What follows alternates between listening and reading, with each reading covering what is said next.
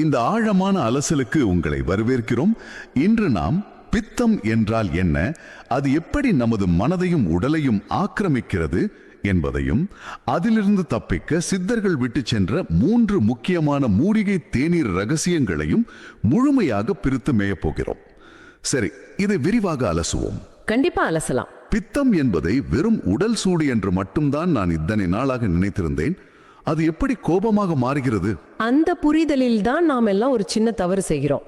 பித்தம் என்பதை வெறும் வெப்பநிலை என்று சுருக்கிவிட முடியாது. ஓ, அப்படியா? பின்ன அது என்ன? அறிவியல் பூர்வமாக சொல்ல போனால் பித்தம் என்பது நமது உடலின் வளர்ச்சிதை மாற்ற ஆற்றல், அதாவது மெட்டபாலிக் எனர்ஜி என்று சொல்வோம் இல்லையா, அதுதான். ஆக முதலில் நாம் சிஸ்டத்தை கூல் செய்ய வேண்டும். இதற்கான முதல் தீர்வாக ஒரு அற்புதமான காம்பினேஷனை முன்வைக்கின்றன. நன்னாரி மற்றும் ரோஜா இதழ்கள் கலந்த டீ.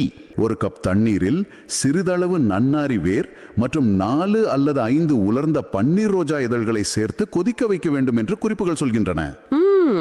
ஒரு 5 முதல் 7 நிமிடம் வரை மிதமான தீயில் கொதிக்க வைத்து குடிக்க வேண்டும். ஆனால் இதில் என்னை மிகவும் யோசிக்க வைத்த ஒரு விஷயம் இருக்கிறது. பொதுவாக இப்படிப்பட்ட டீடாக்ஸ் பானங்களை காலையில் வெறும் வயிற்றில் குடிக்க வேண்டும் என்றுதான் சொல்வார்கள். ஆமாம், அதுதான் வழக்கம்.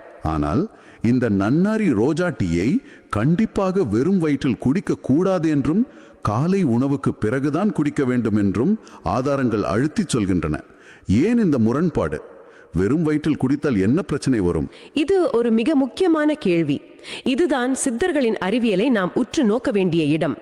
காலையில் எழுந்தவுடன் நமது வயிற்றில் உணவை செரிப்பதற்கான ஆசிட் அதிக அளவில் சுரந்து காத்திருக்கும். காஸ்ட்ரிக் ஆசிட் என்று சொல்வார்களே. ஆமாம், அந்த நேரத்துல கடுமையான குளிர்ச்சி தன்மையும் காரத்தன்மையும் கொண்ட நன்னாரியை உள்ளே அனுப்பினால் அது அந்த செரிமான ஆசிட்டை முழுவதுமாக நீர்த்து போக செய்துவிடும். ஓ, அதை நியூட்ரலைஸ் செய்து விடுமா? கண்டிப்பா. இதனால் என்ன ஆகும்? அடுத்து நீங்கள் சாப்பிடும் காலை உணவை செரிக்க முடியாமல் போய்விடும். ஆஹா, அது வயிற்றிலேயே தங்கி வாயுவாக மாறி வயிற்று உப்புசத்தை ஏற்படுத்தும் இல்லையா? அதேதான். அதே சமயம் உணவு உண்ட பிறகு இதை குடித்தால் உணவு செரிக்கும் போது உருவாகும் அதிகப்படியான வெப்பத்தை இது உடனுக்குடன் உறிஞ்சிவிடும். ஓ, இரத்த ஊட்டத்தின் மூலம் உடலின் அனைத்து பாகங்களுக்கும் சீராக குளிர்ச்சியை கொண்டு சேர்க்கும். ரொம்ப சரியா சொன்னீங்க. எதை குடிக்கிறோம் என்பதை விட அதை எப்போது, எப்படி நமது உடலின் மெக்கானிசத்தோடு இணைந்து குடிக்கிறோம் என்பது எவ்வளவு முக்கியம் என்பதை இது காட்டுகிறது. நிச்சயமா.